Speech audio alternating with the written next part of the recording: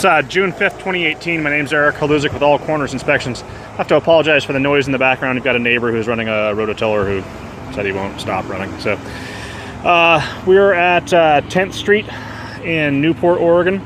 As with all the videos in this report, we request that you view this video as supplemental to the written version of the report to which this video has been attached. At the time of inspection, we will call this roof beyond the end of its lifespan. We can substantiate that with a variety of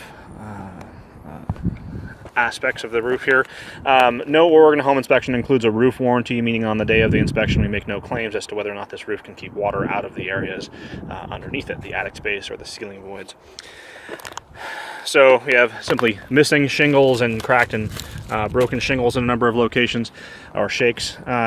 This roof has been laid over the top of composition style roofing, and that will greatly accelerate the deterioration of both roofing materials.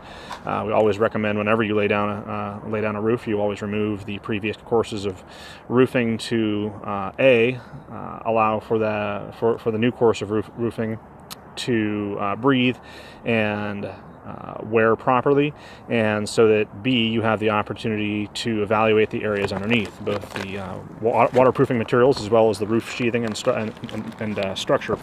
We also have active dry rot at a number of locations on the roof line itself. We should never be able to do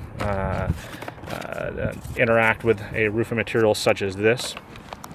Along the ridge line, we also see substantial failures. We have missing and cracked shingles at nearly 100% of the locations around this roof line.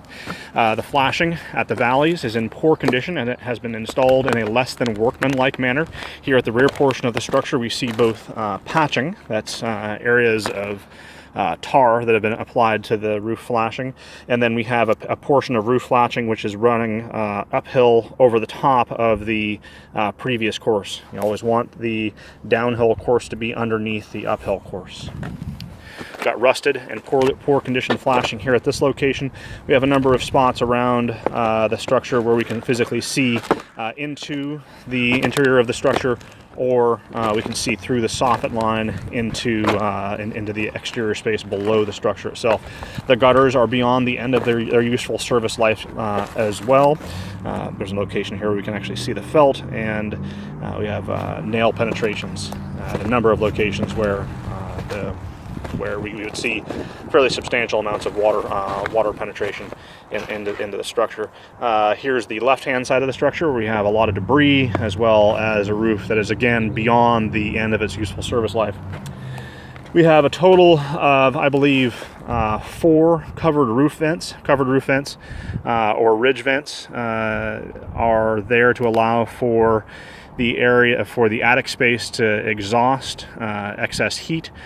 We are woefully insufficient in terms of attic ventilation, both because we have no or insufficient soffit ventilation, and then insufficient number of roof or ridge vents as well.